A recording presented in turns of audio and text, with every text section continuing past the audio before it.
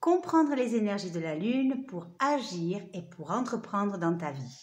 Tu veux te connecter aux énergies de la Lune pour arriver à savoir quand est-ce que tu peux mettre quelque chose en place et quelque chose en tout cas qui te tient à cœur. Tu ne veux pas aller à contre-courant mais plutôt te sentir porté par les événements. Dans cette vidéo, je t'explique à quel moment tu peux te mettre en action et quand est-ce que tu peux privilégier ta réflexion. C'est le sujet que nous allons aborder dans cette vidéo. Bonjour, moi je suis Angélique de Ressourcea Astrologie 65 et j'accompagne des personnes comme toi à comprendre, à dépasser et à libérer leurs blocages grâce à l'astrologie et à d'autres outils que j'ai en ma possession. Alors n'hésite pas à liker, à partager, à commenter, à aimer, à t'abonner à la chaîne YouTube si ce n'est pas déjà fait et moi je te souhaite de passer un agréable moment.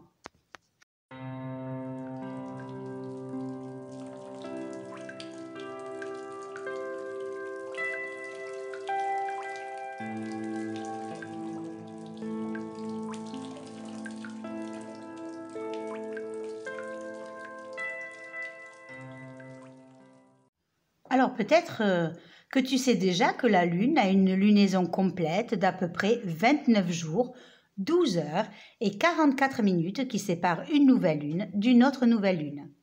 Et que pendant son parcours autour du zodiaque, elle va à divers moments envoyer des aspects au Soleil qui seront caractérisés par 4 phases principales. La première phase que tu connais, pour regarder mes vidéos ou pas, va être la nouvelle lune. Ainsi, lorsque la lune et le soleil sont conjoints l'un à l'autre, c'est comme si on assistait à une union du principe masculin et du principe féminin. Une union de notre être intérieur à notre expression extérieure. De ce fait, en transitant sur le soleil, la lune va donner une impulsion au soleil, lui donner le besoin et l'envie de bouger et d'agir, et c'est la raison pour laquelle c'est à la nouvelle lune que tu vas ressentir cet élan de devoir mettre en place de nouvelles choses. Élan qui bien souvent est inconscient. Pourquoi ? Parce que le réfléchissement de la lune lorsqu'elle nous parvient par le soleil, lors de la nouvelle lune, nous est invisible. C'est la face cachée de la lune, celle qui est dans l'obscurité et donc inconsciente. C'est la raison pour laquelle ce nouveau départ est avant tout un nouveau départ inconscient, souvent vécu avec une grande énergie, une grande vitalité. Parfois, tu peux ressentir de l'impulsivité ou te sentir un peu plus émotif qu'à l'ordinaire. C'est donc un temps pour toi, pendant cette première phase lunaire, pour commencer quelque chose de nouveau, pour démarrer un nouveau cycle, pour mettre en place de nouveaux projets, pour t'engager dans une nouvelle direction, pour commencer ou chercher un nouveau travail, démarrer une nouvelle relation ou pour tourner tout simplement une page.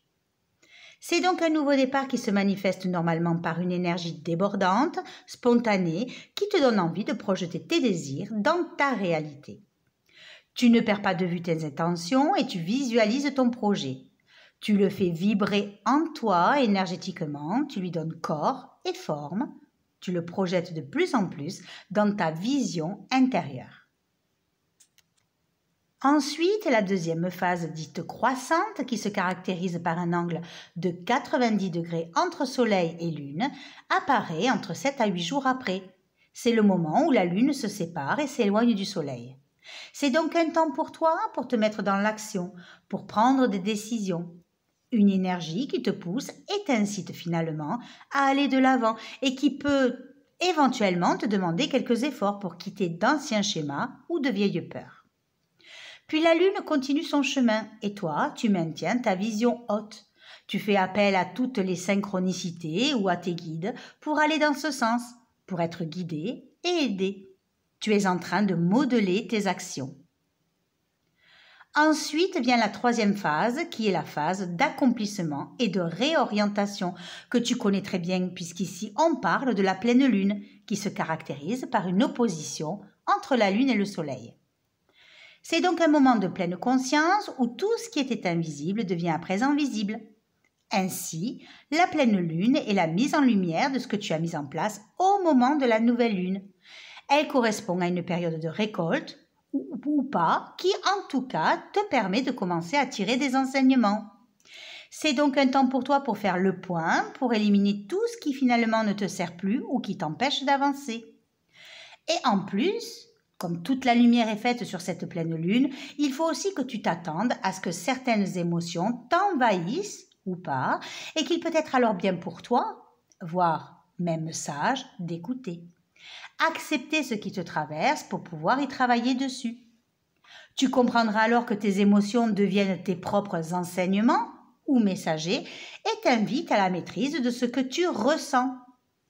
À ce niveau-là, tu as plein de gratitude pour tout ce que tu vis et pour tout ce qui t'est révélé émotionnellement, car tu peux à présent mettre des mots sur des mots. Enfin vient la dernière grande phase lunaire avec le dernier quartier qui est dit décroissant avec un angle là aussi de 90 degrés qui te permet d'intégrer tous les éléments rencontrés et qui peut aussi s'ouvrir sur la matérialisation de ton projet. Période qui devient en tout cas une nouvelle source de sagesse et de conscientisation pour te préparer, lorsque le moment sera venu, à repartir dans un nouveau cycle.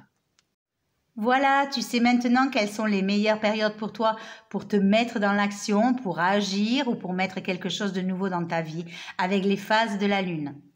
J'espère que cette petite vidéo t'a plu et je t'invite à me laisser un commentaire pour me dire si tu aimes ce genre de vidéo et si tu étais intéressé pour en avoir d'autres.